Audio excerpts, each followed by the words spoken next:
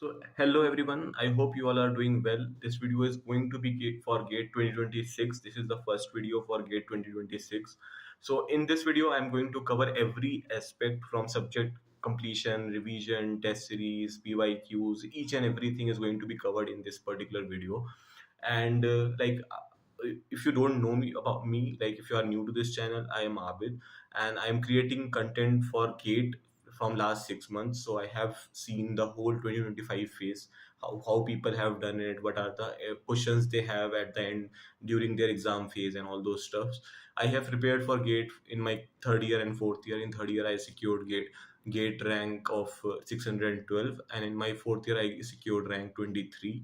And I'm not in any IIT or PSU though. Okay, so I'm going to talk about each and everything one by one. I have created an Excel tool for this particular video, like not for this video, but yeah, like how you can basically track your preparation for GATE 2026. Like what are the key things you have to be looking, how you can get like, okay, so this question I have got like recently, a lot of people keep on asking me that, sir, I have done 3 subjects, 4 subjects, 5 subjects, how much marks can I expect? And all those things are there. So whatever I have learned, like what are the problems people face, so I'm creating this video based on that, those things, and I will be covering everything which is related to like how to prepare wholesome in a very wholesome level for GATE 2026. So I will talk one by one. Okay, so and in between I will share about that Excel tool also. Basically I will explain everything first, and then I will be sharing about the tool, like how it works and how you can use to track your preparation throughout. Okay, so the first and the very most important thing is regarding subject completion. Okay, so if you're talking about GATE exam, the first thing you have to look for is like, will I be able to, how should I be going towards a subject? Should I be buying any course, or should I go for any live lectures on YouTube, free lectures series, or should I be doing it from books and everything? So these are few questions which people generally have. So first thing is like, what I will suggest basically right now is like, if you will see the toppers of like before 2020 or something around that period, most of them comes from, like they usually use books or some YouTube resources for something like that to prepare. But after 2020, as COVID arrived, a lot of companies came with their live courses and everything. So it is now very easy for people to access those resources. Now they get GATE specific content. Okay, so if you are going to spend time on YouTube to search videos, or if you go to spend time with books and everything, basically it's not like you will not be able to complete the syllabus or get good rank, but it's more of like, it's more time consuming and everything. If you buy some course, like right now if you'll see a lot of courses, the price dropped significantly. Like earlier when the online courses came, it was like a 2 years course of around 40,000, 50,000. 1 year course is around 30,000, something like that. But significantly the price has been reduced. It is less than 10,000 as of now, if you will see, for 1 year course. So I will suggest that if you can buy, then you should be buying, so that it will help you basically to get a very GATE targeted videos. And a lot of teachers who used to teach on YouTube or somewhere, generally they give their premium content in those, like in for any company they work, like an academy, physics wala, a GATE wala, basically made easy, or anything, any company, they, those people usually teach there. They give their premium content in over there, and they make videos on YouTube just to advertise it. Okay, so you will get the premium content on their courses if you pay for it. So that's what I will suggest, that if you can pay for it, then it is good. If you can't pay, then I'll say that it's not like you don't have any resource to prepare from. There are standard books for every department, every subject, you will get it. There are significant material of from YouTube side also on, if you'll see on, if you'll search for YouTube, subject name GATE, if you'll search by that name, NPTEL lectures and everything are there.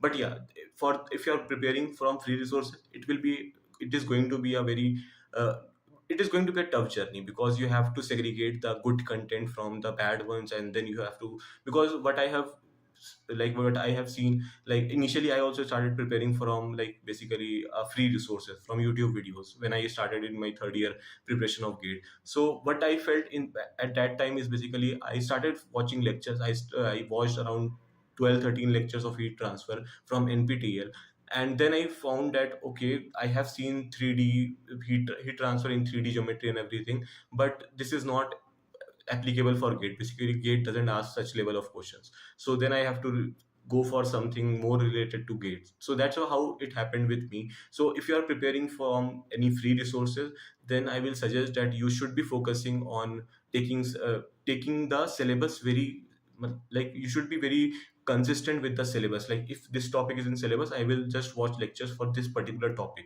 You shouldn't be watching the whole subject at once. Okay, so that is one thing. The second very important thing is about revision. Okay, so generally what I have observed, like everyone used to say that you should do revision thrice. Okay, at least you should do revision thrice. So once the revision should be like once you are doing the subject, you should revise it regularly and properly. Okay, so the first revision cycles comes over there. Second revision cycle basically comes like after you are like once you have done a particular subject, then you go and get involved in other subjects. So just significantly, you whatever you have studied in but first subject, you keep on, it is going to be fade from your brain. Okay, it is going to be removed from your brain. So after a month or so, you should be putting some time to revise the first subject. Okay, so that's how you should be focusing on revision part 2. And the third revision can be like basically from the short notes type of thing or something like that. For short notes, for formula sheet and everything, I will create a separate video. This will become very long video if I'll talk about those things too. Okay, so revision is going to be a very important thing. If you just keep on completing the syllabus, trust me, you will be able to complete 100% of syllabus, but you will not be able to score marks. Okay, there are people like recently when I was taking some live sessions for gate preparation, so people said like, sir, I've completed 9 subjects but I'm getting 23 or 24 marks.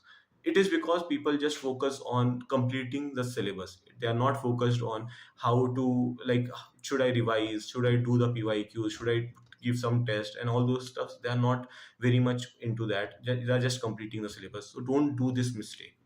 The third very important thing is PYQs.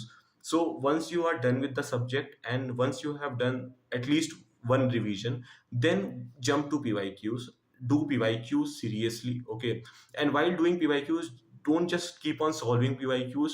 Please give time on each question and think about it, that is this question on a very easy side, or is this question a medium or a tough level type of question.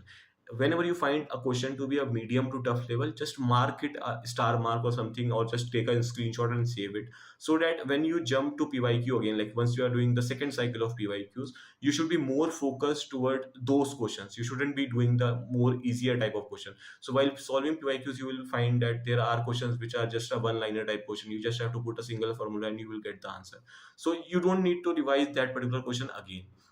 But there are going to be questions which are going to be more conceptual, which are going to be like where you have to basically put 2 3 concepts together and solve that particular question. Maybe you will not be able to solve in the first go, you will look at the solution and everything, but please mark that question as important or as star mark, so that when you are going to do the second cycle of revision or something, you should focus on those PYQ questions too. Okay, so this thing is done. Now the next good things comes is short notes. Okay, so short notes are very important. But the thing is like when to create the short note is more important. Okay, so what people usually do is they complete the syllabus, they do once they do the revision, and then they make the short notes and then they start revising from the short notes only. So this is not the right thing. Okay, so when you again go to your full notes, if you make a once you make a short notes, you will probably revise with your short notes only. You will not look at your main notes or the full notes, and that is a big blunder. Okay, so don't do that. So what you have to do is basically you have to complete the syllabus, you have to do the first revision, then you have to do the PYQs and everything. Then again once you do the second revision should be from your full notes only. Then basically you can invest your time to make the short notes, and the third revision you can do probably with the short notes. Okay, this is something which you can do. Other than that, I will not suggest to just make the short notes after completing the syllabus. That is not useful at all. Okay, the next thing is about the formula sheet. Sheet you should be preparing in the last 2 3 months of exam. Okay, so you once you have completed the syllabus, you have done the revision, you have done the PYQs, you have done all these things, then I will suggest to you should be looking at the formula sheet once you are near to the exam. So basically, if the exam is in February, you should be making formula sheet. You should start making formula sheets in the month of October, November, or that phase. Okay, you shouldn't be making formula sheet right away. Like if you are making formula sheet in the month of July or August, or in the month of May, you will not, that formula sheet is not going to be very useful. Okay, you are not even if you revise that formula sheet on regular basis, you will not be able to recall the formulas in the month of Feb. Okay, so it's more important, like it's better to make formula sheets near October, November. Till that time, you will be thorough with your content, like whatever syllabus completion you have done, whatever formula, like whatever short notes you have made, whatever revisions you have done, whatever PYQs you have done. Then, if you're making formula sheet, then it will be more interesting for you and more insightful for you, like whatever formulas you should be writing, which formulas you should be highlighting more, because you have seen that PYQs have more questions based on that particular formula, and all those things you will be able to cover in that particular formula sheet. Okay, so these are something. And one more very important thing is basically the test series. Like if you are starting early, you have edge to basically give topic wise test, subject wise test, and full length test. If you are going to start bit late, so basically how it happens is, like people who are starting in Feb or March, they have significant amount of time, so they can basically give topic wise test also, subject wise test also, and full length test also. As 3-4 months will pass away, like if you are going to start in July or August, then probably you will be not getting time to solve the topic wise questions. Okay, topic wise test basically, so you will be more focused on subject wise test and full length test. If you are going to start in the month of October, like somewhere around September, October, November phase, you will mostly be focused on subject completion and just on full length test. Okay, so that is how it is going to be. Like, so if you start early, you will have good enough of time to focus more on a lot of type of test, a lot of type of questions. You will get exposure of those things, and you will be able to score really well. So I will suggest that start early. Now I will be talking about the tool, how it works, and everything I'm going to discuss now. Okay, so I will switch to the tab. So as I have told that I have created this preparation tracker sheet. Okay, so here you can add all the subjects. So general aptitude and engineering mathematics is common. Other than that, all the subjects which you have, you can just edit it and write the subject name. So whatever subject you have, you can write all the subjects name. So suppose you have just 9 more subjects, so you can put subject 10, subject 11 as 0 marks over here, and it will not be evaluated in this basically sheet. Okay, now over here you can edit marks, like 15 marks for aptitude, 13 marks for math, subject 3 maybe it is of 16 marks or 10 marks or 5. So you can keep on writing the marks of each subject. For the subject which you don't have that particular subject, just put it 0. Okay, for subject 11 you don't have any 11th subject, just put it 0. Okay, then there is subject completion, revision, PYQs, short notes, and formula sheet. So I have given weightage for everything. Okay, I haven't added test series over here because test series is very different thing. It is to be evaluated separately. So that's why I didn't added test series in this. Okay, so if you will see, there is weightage for everything. Okay, so if you do the subject completion of a particular subject, you have done that subject 40%. Okay, this is the number which I have given. You can change it. So what are all those things which you can change over here is like all the subject names. What is the weightage of that subject, you can change it. What is the weightage you want to give? Okay, so for example, there might be people who says that subject completion is somewhat 60% or 70% weightage of the subject, so you can change this 40% to 70% maybe. Okay, that's how you can evaluate this. For revision you can get 25%, for PYQs you will get 20%, for short notes you will get 10%, and for formula sheet you can get 5%. Okay, so if you are changing 40, 25, 20, 10, make sure that it should be 100%. Okay, and similarly whatever marks you are putting over here, make sure it at the end you are getting 20 like 100 marks at the end. Okay, so once this is done, there is something called effectiveness factor which you can add. I will just talk about it once I explain the subject completion and everything. So for subject completion, you can just click on this drop down arrow. You can add 0 or 1. So once you add 1, it means you have completed the subject. Once you put 0, it means you didn't completed the subject. Okay, so that's how it is. So once you put it as 1, it will evaluate that you have completed the subject, and 40% of the general aptitude is completed for you. For revision I have put three things. Okay, so it is 0 1 2 3. So as I have put 25% over here, so if it is 0 you get 0%, if it is 1 you will just get 8.33%, if it is 2 then you will get 16.66%, and if it is 3 times then you will get whole 25%. Okay, it is like that. So similarly, if you will see, the other thing in this is basically PYQs. So for PYQs I put it as twice, so you should be doing PYQs at least 2 times, so it can be 0 1 or 2. So once you do 2 times of the PYQs, you will find that you will get all the 20% in this. So 40 25 20, so 85% of the syllabus is completed.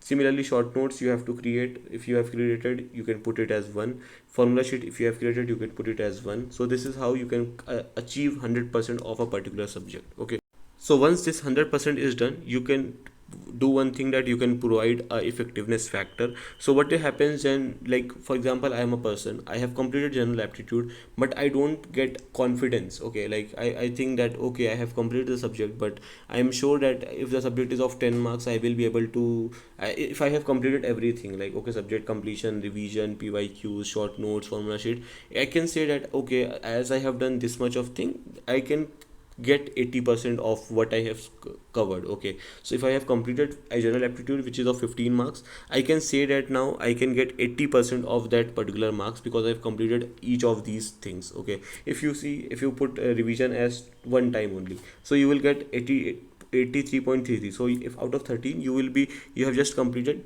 12.5 marks, and once you add 80% of the factor on it, expected marks will be showing here. So your expected marks is just 80% of what you have covered, so it will just be 10 marks over here. Okay, so that's how I have created this. You can change this effectiveness factor. There are people who thinks that if I have completed all these things, I have done the subject completion, I have done the revision, PYQ, short notes, formula sheet, whatever I have studied, I am done 100%, so I can put my effectiveness factor as 90% or 99 95% or something like that.